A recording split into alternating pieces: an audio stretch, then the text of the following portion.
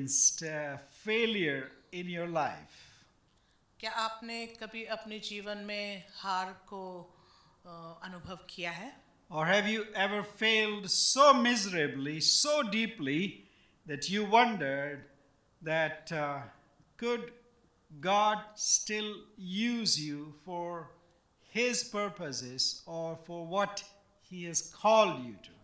या फिर कभी आप ऐसी हार आपने महसूस करी हो जब आपने ये सवाल, ये शक अपने दिमाग में लाया हो कि क्या आप अभी भी इस काबिल हैं कि परमेश्वर आपको अभी भी उस काम के लिए सफल कर सकते हैं जिसके लिए आपको बुलाया गया है? Have you let down somebody in your personal life that you are not able to face them?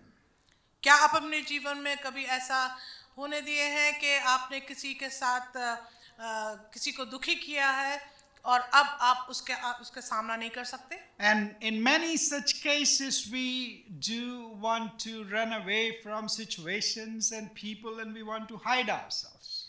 और ऐसा जब होता है तो हम ऐसी परिस्थितियों से छिपना मांगते हैं और लोगों से दूर हो जाना मांगते हैं। Maybe it was a personal failure. हो सकता है ये कोई व्यक्तिगत हार हो, फेलियर हो। Maybe it was a failure in your education, in your academics, or in your relationship.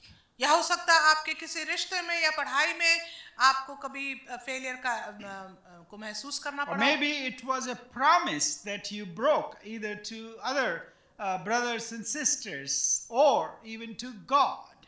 या फिर हो सकता है आपने कोई ऐसा वायदा किया हो किसी को और आपने उस वायदे को तोड़ दिया हो किसी रिश्तेदार के साथ, किसी रिश्ते में या परमेश्वर के साथ। Or perhaps it's just a dry season, a spiritual dry season in your life that you are going through today. या फिर हो सकता है कोई ऐसा आत्मिक सूखापन और ऐसा समय आपके जीवन में आ रहा हो जो आप ऐसे समय में से निकल रहे हो। Then I want you to listen to these very endearing words of our Lord Jesus Christ. तो मैं चाहता हूं कि आप इस प्यार भरे शब्दों को जो प्रभु यीशु मसीह कहते हैं उनको बड़े ध्यानपूर्वक सुने। And that is, और वो ये है, come, dine, because Jesus invites us into fellowshipping with Him and not just a religious performance or ritual. और वो जो शब्द प्रभु यीशु मसीह के हैं प्यार भरे, वो ये है कि आओ और मेरे साथ संगति करो, मेरे साथ भोजन करो। और प्रभु यीशु मसीह ऐसा निमंत्रण देते हैं, ना केवल एक ऐसी संगति का जो बड़ी ट्रेडिशनल लगती हो या बड़ी धार्मिक लगती हो। These words of come and dine, this invitation came to the disciples who had failed Him. और ये प्यार भरे निमंत्रण के शब्द जो प्रभु यीशु मसीह के मुख से निकले, आओ मेरे साथ भोजन करो, संगति करो, ये ऐसे समय में आए चेलों के बीच में जब उन्होंने यीशु के साथ यीशु का तिरस्कार किया था। These disciples who had deserted Him when He was the most needy person in His life, looking for company and comfort of His loved ones. और प्रभु यीशु मसीह के सामने ये धोखे का और इनका छोड़ देने का जो चेलों का व्यवहार था, ये ऐसे समय में आया जब यीशु को वास्तव में एक बहुत ही अपने रिश्ते के लिए, एक अपने साथ होने के लिए लोगों की जरूरत थी। And especially among these disciples, this invitation came to Simon Peter. और खास तौर से इन चेलों के मध्य में ये सुंदर सा निमंत्रण आया, खास तौर से उनका जो शिष्य था एक शमौन पतरस। Same Peter who had denied Jesus 3 times in the hearing of our Lord Jesus Christ. ये वही शमौन पतरस है जिसने प्रभु यीशु मसीह के सुनने के समय जब वो उन्होंने खुद सुना अपने कानों से, और शमौन पतरस ने 3 बार प्रभु यीशु मसीह का इनकार And किया। not just Peter, ना केवल पतरस but many other disciples बल्कि और भी जो चेले थे यीशु के, who had encountered the risen Lord Jesus Christ after He came from His grave. और जिन्होंने स्वयं प्रभु यीशु मसीह को अपनी आंखों से देखा जब वो मृतकों में से जी उठे थे। They went back to what they knew best, fishing. वे वापस अपने उस धंधे में चले गए जो उनको बहुत अच्छे से, जिससे वो उनका सामना था, वो था मछली They had पकड़ना। no idea what to do with the risen Lord Jesus Christ or what is next. उनको कुछ भी पता नहीं था कि अब वो इस जी उठे प्रभु यीशु मसीह के साथ क्या करेंगे या आगे कदम उनको कैसे बढ़ाना है। So they returned to what they knew best. इसलिए वापस वो उस काम में चले गए जो उनको पहले से अच्छी तरह से मालूम था, And even at that, और उसमें भी they miserably failed. वो बहुत बुरी तरह से हार गए, मछली ना पकड़ As पाए। you know the story well, when Jesus comes to these disciples who have been toiling all night in very familiar waters of Lake Galilee. क्योंकि आपको मालूम होगा उस कहानी के विषय में, जबकि ये चेले जिसमें गलील की झील में बहुत ही ज्यादा वो परिचित थे कि उसमें उनको कैसे मछली पकड़ना, और कितनी बुरी तरह से वो थक के हार गए थे, कोई मछली ना पकड़ी। They failed in being faithful to Jesus Christ. वो इसमें भी हार गए कि वो प्रभु यीशु मसीह के साथ विश्वास योग्य रहे। They failed in their calling because Jesus has called them to be fishers of men. वो अपनी बुलाहट में भी हार गए क्योंकि यीशु ने उन्हें बुलाया था कि तुम मनुष्यों के पकड़ने वाला मैं तुमको They बनाऊंगा। fled from Jesus. वो यीशु से भागे दूर, They encountered the living Lord Jesus Christ फिर उन्होंने यीशु के साथ उनकी मुलाकात हुई, and still did not know what to do with that reality. और फिर इस वास्तविकता से भी उनको नहीं मालूम था कि वो क्या करेंगे। And now they failed in their profession, they failed in their skills of catching fish in the night at Lake Galilee. और अब उस कार्य में जिनमें बहुत वो निपुण थे, झील की गलील में मछली पकड़ने के कार्य में, वहां पे वो फेल हो गए। To such failures, ऐसे फेलियर्स के मध्य में Jesus comes, यीशु आते हैं, sitting relaxed on the shore of Lake Galilee. गलील की झील के किनारे बहुत ही आरामदायक स्थिति में प्रभु यीशु मसीह बैठे हैं, And saying, "Come and dine." और वो अपने शिष्यों को बुलाते हैं और कहते हैं, आओ मेरे साथ खाओ और संगति करो। This beautiful story, one of my favorite stories, is found only in the Gospel according to John. और ये बहुत ही सुंदर एक चित्रण है, कहानी है जो मुझे बहुत पसंद है, और ये केवल यूहन्ना रचित सुसमाचार में पाई जाती है।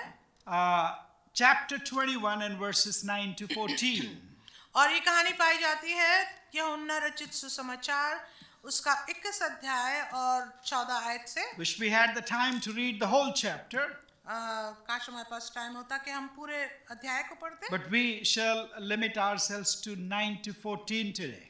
लेकिन हम अपने आप को सीमित रखेंगे यूहन्ना 21 9 से 14 तक। Please help us read this passage. कृपया मेरी मदद करें इस हिस्से को पढ़ने में। Okay, so the disciples had a very fruitless night. और बिना किसी फल के, बिना किसी मेहनत के जो उन्होंने मछली पकड़ी, वो यीशु के पास आए। Jesus comes to them, Jesus draws near to them, Jesus comes to those who have failed in everything. तो यीशु स्वयं उनके पास आते हैं, उनके करीब आते हैं, और जबकि वो हारे हुए हैं, थके हुए हैं, प्रभु यीशु मसीह स्वयं उनके पास They आते हैं। don't really recognize him, वो उसको पहचान तो नहीं पाते, but they still obey his command. Probably they recognized his voice or something told them, listen to what he's saying.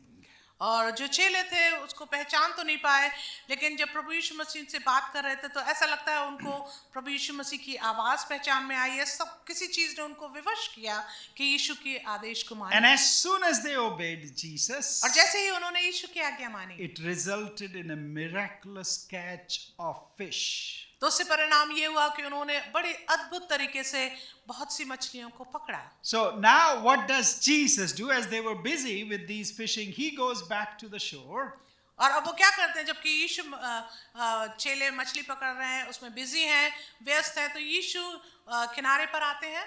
The risen Lord prepares a fire, a charcoal fire of restoration for the broken disciples.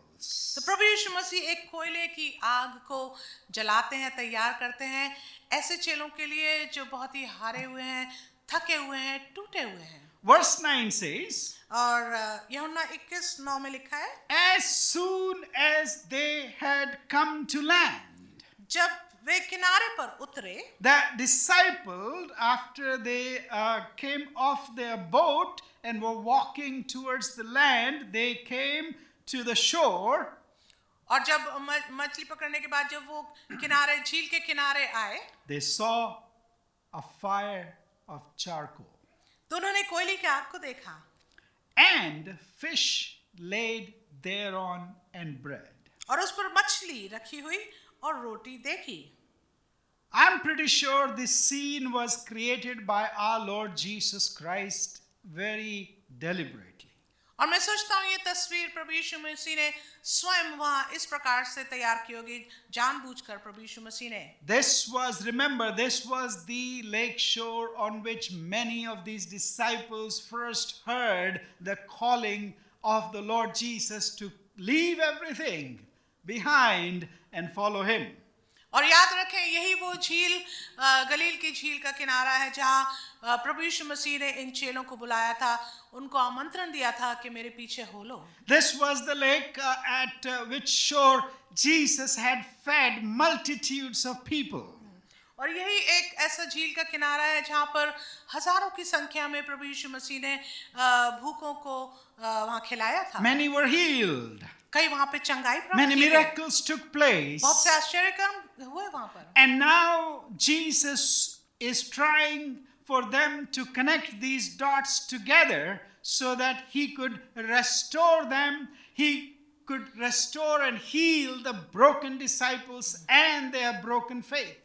और ऐसा लगता है प्रभु यीशु मसीह इन छोटे छोटे बिंदुओं को जोड़कर एक सुंदर सी तस्वीर को यहाँ इकट्ठा कर रहे हैं ताकि वो जो ये टूटे हुए जो चेले हैं, थके हुए हैं, निराश हैं और अपने आप को समझ रहे हैं कि इनको क्या करना है, जब वो इस दुविधा में है प्रभु यीशु मसीह उनको वापस बुलाने के लिए एक सुंदर तस्वीर को तैयार करते हैं। With this scene of charcoal fire on the lake shore and bread and fish laid out for them, और ये सुंदर तस्वीर जो हम देखते हैं, एक झील का किनारा है, एक आग है, कोयले की आग है, उस पर खाना रखा हुआ है, रोटी और मछली रखी, ये हमें ये बताती है Jesus is trying to remind them of their original calling in their lives. तो ऐसा लगता है प्रभु यीशु मसीह उन्हें याद दिला रहे हैं कि उनकी बुलाहट क्या है जो प्रभु यीशु मसीह ने उनके जीवन में दी थी। Jesus is trying to convey to them through this picture और प्रभु यीशु मसीह इस तस्वीर के द्वारा उन तक ये पहुंचाना चाह रहे हैं that despite their failures, चाहे किसी प्रकार से वो थके हारे हुए हों, their story isn't over yet. उनकी कहानी अभी तक खत्म नहीं हुई है। Unless God himself tell you that your story is over, my dear friends, your failures do not Praise make the your Lord. story over. जब तक परमेश्वर के प्रभु यीशु मसीह के स्वयं के मुख से यह ना निकले कि आपकी कहानी खत्म, तब तक आपको ये जानने की जरूरत है कि आपको अभी भी परमेश्वर आपसे प्यार करता है। It is just the beginning of a new chapter if Jesus walks into your broken Amen. lives and Amen. into your failures. Amen. ये इस प्रकार से है जैसे प्रभु यीशु मसीह एक नए चैप्टर में आपके जीवन में आके आपको हारे हुए जीवन से आपको निकाल कर उभारना चाहता Our है। failures हमारी जो फेलियर्स हैं, in promises to God, प्रभु यीशु मसीह के वायदों के in अनुसार promises to other human beings, और जो मनुष्यों के द्वारा हमारे साथ वायदे किए जाते हैं, even our denials of the Lord Jesus Christ, और यहाँ तक कि यदि हम प्रभु यीशु मसीह को नकार भी देते हैं, even our walking away from the Lord and His ministry and His work and His calling in our lives, यदि हम प्रभु यीशु मसीह से दूर भी हो जाएं, उसकी बुलाहट को देने के बाद भी हमारे जीवन में, these failures are never the end of your story. आमेन, ये जो हार है हमारी, ये हमारी कहानी के अंत नहीं है। They are just the beginning of a restoration Amen. that Jesus wants Hallelujah. to bring in your life. ये एक शुरुआत है उस रेस्टोरेशन की, वापस अपने पास बुलाकर रखने की प्रभु यीशु मसीह के वायदे के It लिए। is the renewal of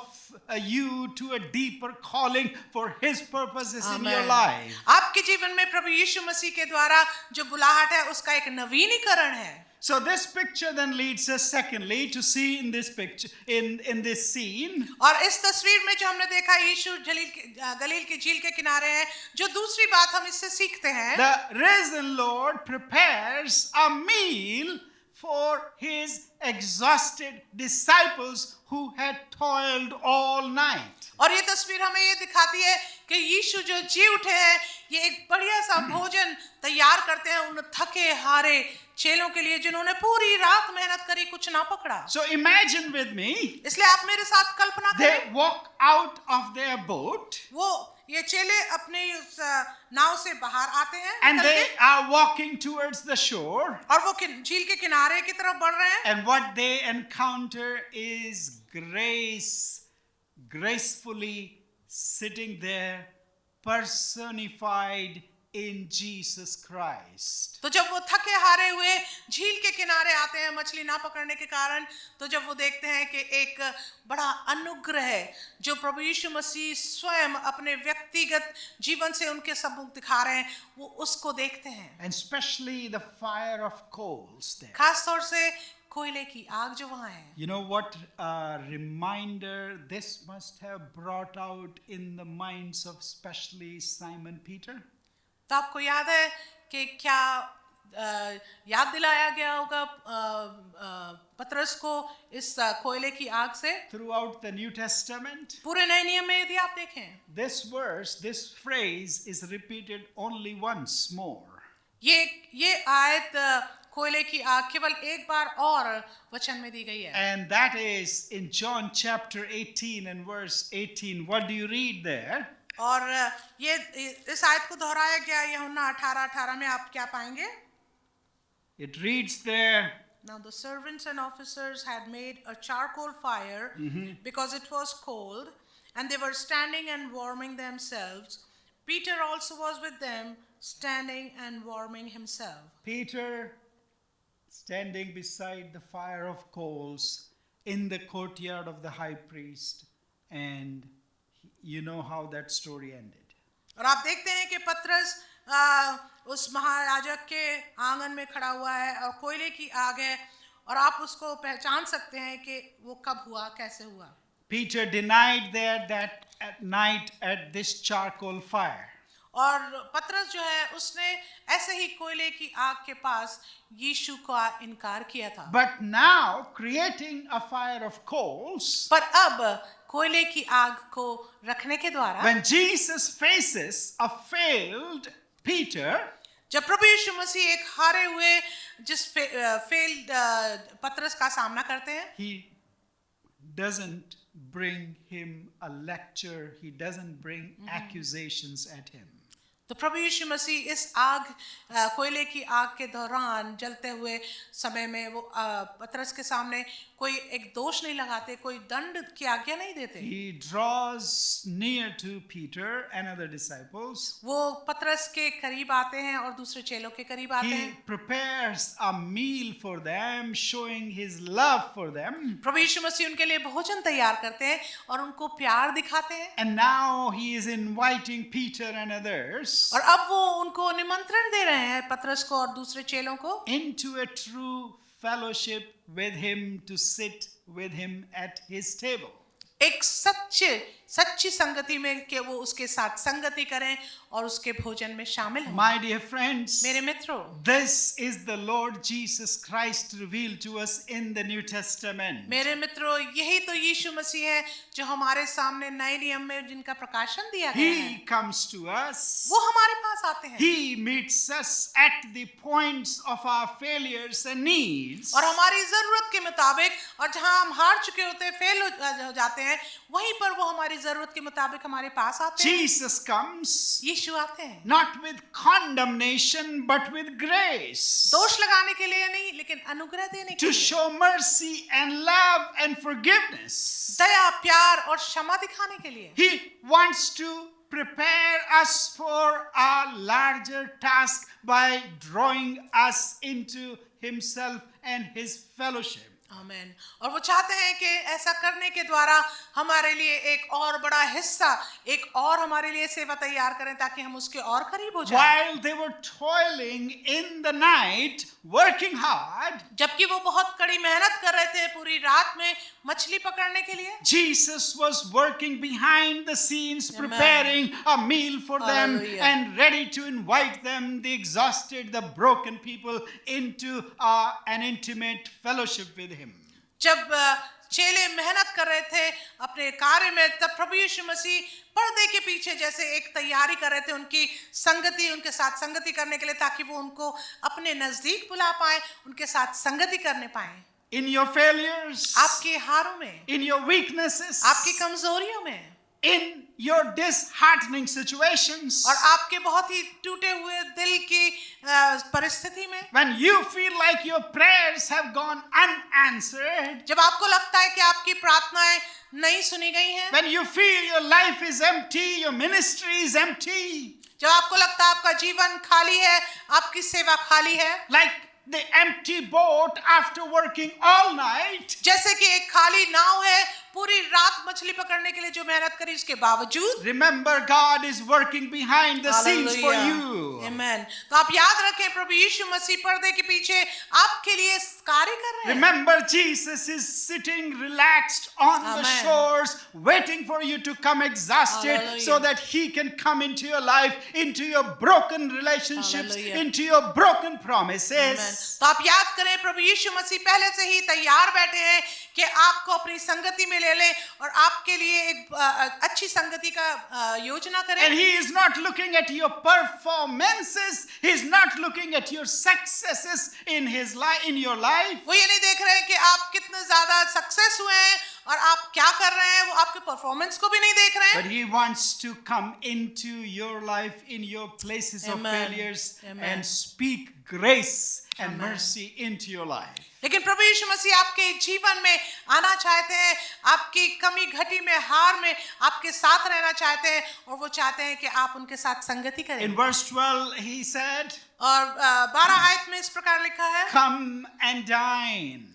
आओ और भोजन करो। In some version it says, come and have breakfast, because it was early in the morning. और किसी अनुवाद में ऐसा लिखा है कि आओ मेरे साथ नाश्ता करो, क्योंकि वो सुबह का समय था। He could have given a motivational speech to the disheartened disciples. He doesn't do that. और प्रभु यीशु मसीह ने कोई उन्हें मोटिवेशनल स्पीच नहीं दी क्योंकि वो दुखी थे, But He chooses to prepare breakfast for the hungry and exhausted disciples. Amen. Hallelujah. Hallelujah. I love this scene. Hallelujah. मैं इस तस्वीर को बहुत पसंद करता हूँ। प्रभु यीशु मसीह ने कोई दोष नहीं लगाया, लेकिन उनके लिए मेज तैयार की ताकि वो उनके सामने प्रभु यीशु मसीह के साथ संगति कर पाएं। Seeing Jesus यीशु को देखने के बाद, sitting in this posture इस पोस्चर में बैठे हुए, and looking at themselves and their failures, और वो अपने आप को देखते हैं कि वो तो हारे हुए हैं, I am pretty sure they must have been very hesitant to draw near to Him. तो मैं सोचता हूँ कि बड़े उन्होंने संकोच किया होगा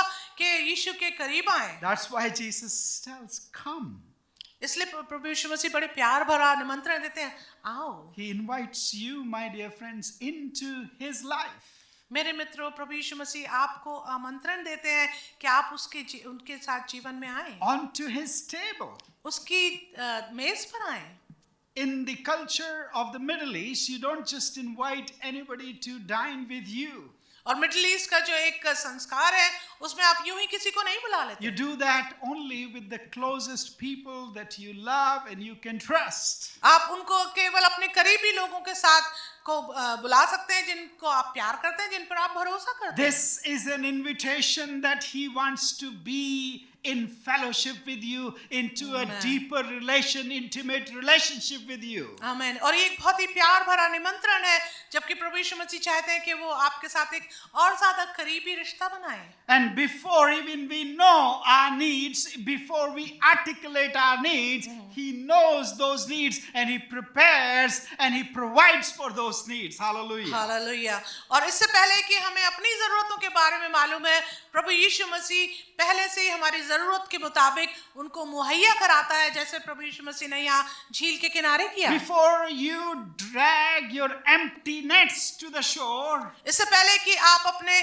खालीपन को खींचकर झील के किनारे लाएं, before you even confess your sins इससे पहले- and your failures, इससे पहले कि आप अपनी गलतियों को माने या अपनी हार को बताएं, before even you know what to say to the Lord, इससे पहले कि आप ये जाने कि आपको कहना क्या है यीशु से, God has already begun the work Hallelujah. of healing and restoration in your life. Hallelujah. परमेश्वर ने पहले से ही आपके दोबारा आपको समेट लेने के लिए और आपको अनुग्रह देने के लिए पहले से ही योजना बना ली है। When we are at our lowest in life, जब हम अपने जीवन में सबसे नीचे गिरी हुई परिस्थिति में होते हैं, Christ prepares a table for us.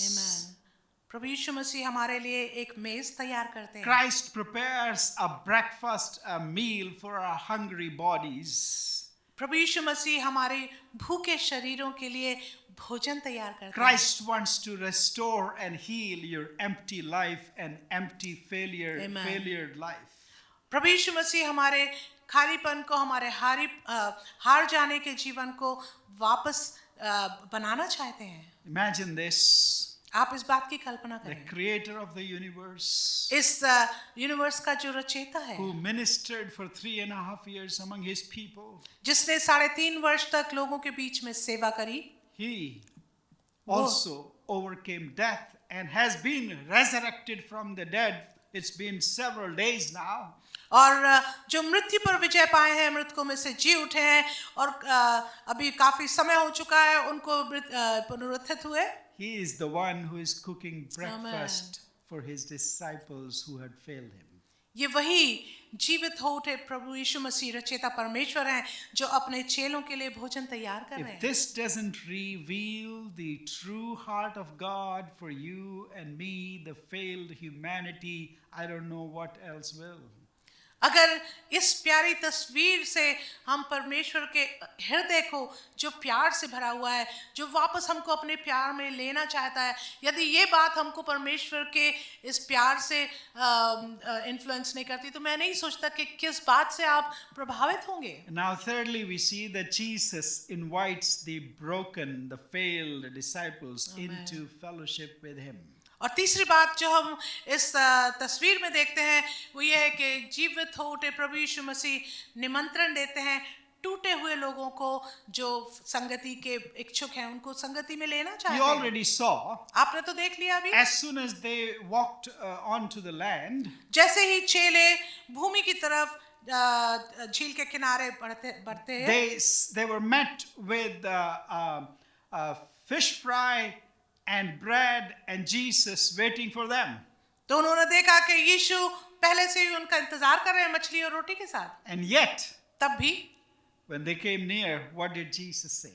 तब भी जब वो यीशु के करीब आए तो यीशु ने उनसे क्या कहा? In verse 10, 10वीं आयत में, bring some of the fish that you have caught. जो मछलियां तुमने अभी पकड़ी उनमें से कुछ लाओ। Did they really catch those fish? क्या उन्होंने कुछ मछली पकड़ी?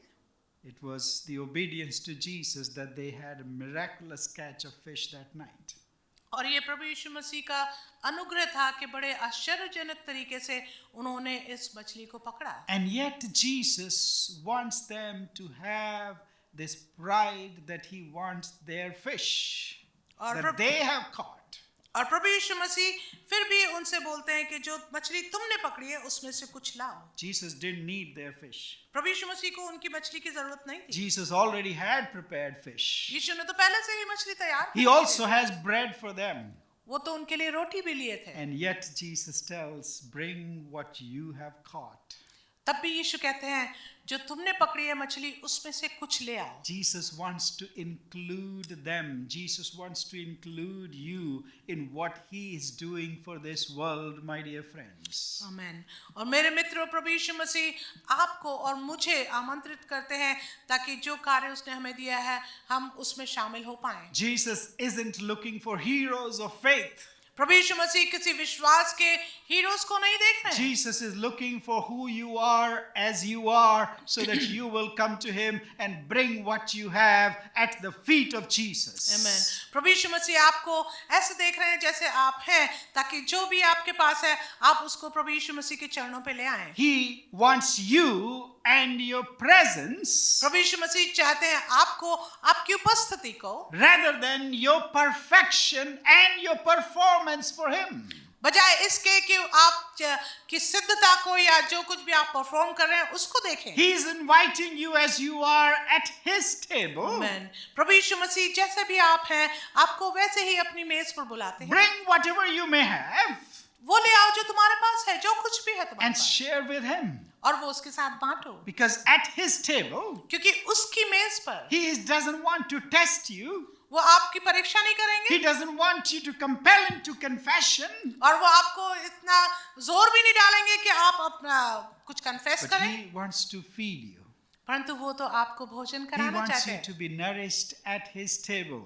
वो चाहते हैं कि आप उसकी मेज पर भोजन करें, नरिश हो पाएं। Come and dine, such simple words, आओ और भोजन करो, कितने साधारण शब्द, but profound implications for our spiritual lives and Christian walk on this earth, my dear friends. आमेन। बल्कि ये बहुत ही महत्वपूर्ण एक संदेश है हमारे लिए, मेरे लिए और आपके लिए, इस संदेश के द्वारा। And then he doesn't say, okay, come on, let's talk about that night in the priest's courtyard, right? और फिर प्रभु यीशु मसीह ऐसा नहीं है, वो उनको याद दिलाते हैं कि चलो हम उस आग के विषय में बात करें जो हमने याजक के आंगन में देखी थी। Okay, come on, Peter, tell me what was going on in your mind when you denied not once but thrice. और ऐसा नहीं है, प्रभु यीशु मसीह ने यूं नहीं बोला और पतरस और सुनाओ क्या बातचीत हुई थी जब तुमने 3 बार मेरा इनकार किया। None of that. ऐसा कुछ भी नहीं। Jesus simply says, come and dine. प्रभु यीशु मसीह बस इतना कहते हैं, आओ और भोजन करो। When we expect condemnations from God, और जब हम दोष की अपेक्षा करते हैं परमेश्वर की ओर से, Jesus offers us communion with him. प्रभु यीशु मसीह हमारे सामने निमंत्रण रखते हैं संगति का। When we expect God to reject us जब हम शायद ऐसी अपेक्षा करते हैं कि परमेश्वर हमारा तिरस्कार करे, for our failures, हमारी गलती के लिए, हमारे फेलियर्स के लिए, for our broken promises, हमारे वायदों को तोड़ने के लिए, for our dry lives, हमारे सूखे जीवन के लिए, Jesus extends a loving invitation. Amen. Come and dine. आमीन।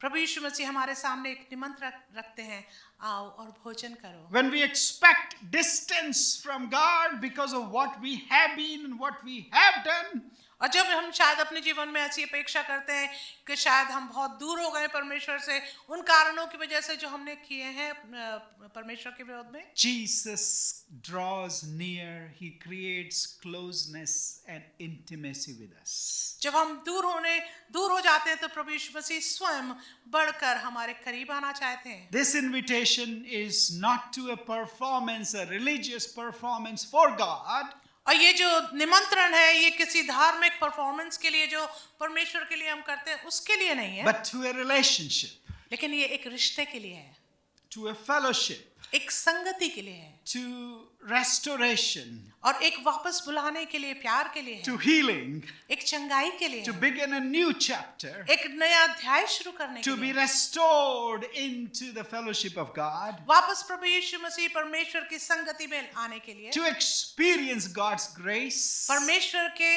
अनुग्रह का अनुभव करने के लिए। He doesn't even wait for you to say sorry. He just offers Hallelujah. you his invitation of come and dine and be with him in his fellowship. आमीन। और प्रभु यीशु मसीह परमेश्वर इस बात का भी इंतजार नहीं करते कि आप उनसे सॉरी बोलें, क्षमा मांगे, लेकिन वो आपके लिए पहले से ही तैयार हैं कि आपको निमंत्रण दे, आओ और भोजन करो। Another thing that I see, और एक और बात मैं जो इनमें देखता हूँ there is abundance amid failures. कि वहाँ बहुतायत है हार जाने के बावजूद भी। You know how many fish they caught? आपको मालूम है कितनी मछली उनने पकड़ी? It is symbolic. 153 fish. ये एक चिन्ह रूप है, 153 मछली। After a night of catching nothing by skilled fishermen at the lake.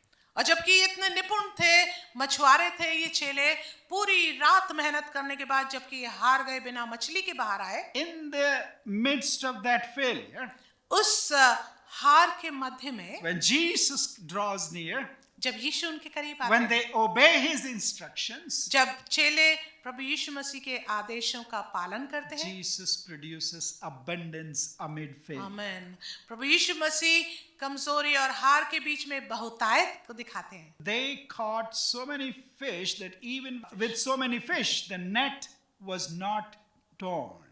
और वचन कहता है इतनी मछली पकड़ने के बावजूद भी उनके जो नेट था वो नहीं फटा। Our resources will never break under the weight of God's blessing in our hallelujah. lives. परमेश्वर का जो बहुतायत की जो आशीष है वो हमारे जो रिसोर्सेज हैं उनको कभी कम नहीं करेगी। Human striving, और मनुष्य जो संघर्ष करते हैं, human efforts to please God और ऐसे काम जो हम परमेश्वर को प्रसन्न करने के लिए करते हैं, may lead to empty nets and empty boats. और हमारे अपनी जो क्षमताएं हैं वो हमको खाली नाव की तरफ या खाली नेट की तरफ ले जा सकते हैं, But परंतु obedience to God लेकिन परमेश्वर के प्रति आज्ञाकारिता leads to nets so full, the boats so full Amen. that they should break, but they don't break.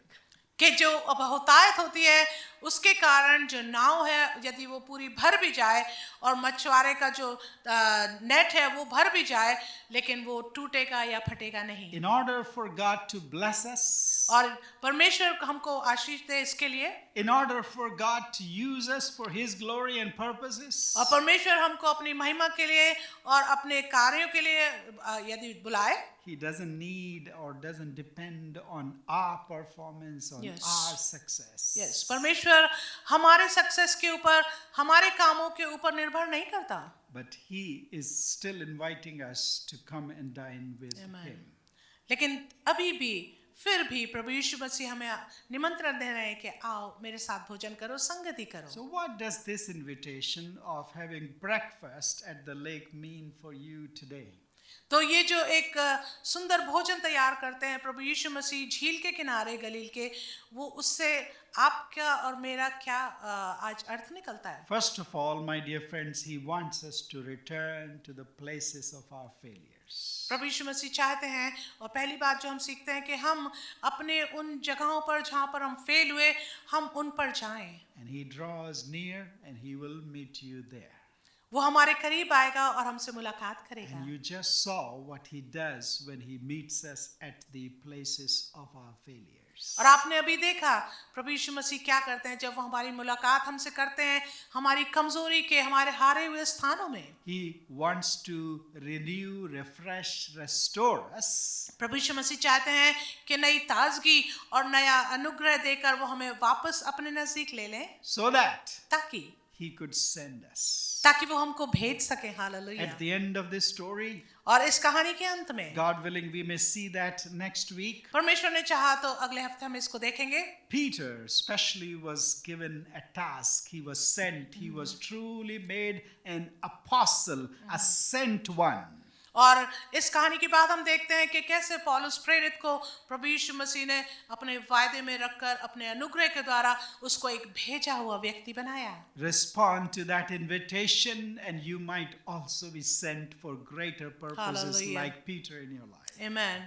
यदि आप इस जी उठे प्रभु यीशु मसीह की बुलाहट को अगर आप उसका प्रत्युत्तर देंगे तो प्रभु यीशु मसीह आपको भी अपने कार्य के लिए भेज सकते हैं, क्योंकि वो कहते हैं आओ मेरे साथ भोजन करो। My Lord doesn't discard the broken and the failed ones. मेरा प्रभु कभी भी हारे हुए व्यक्तियों को फेंक नहीं देता, दूर नहीं कर देता। He heals them. हालेलुया।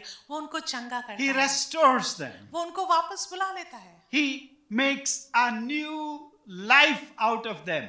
वो उनके जीवन को एक नया जीवन दे देता है। And this restoration, और ये जो वापस बुलाना और प्यार भरा आमंत्रण है, this sending to a new task and a new purpose, और इस कार्य के लिए भेजे जाने के लिए जो एक नया उद्देश्य है, always begins with a loving invitation, come and Amen. dine. Hallelujah.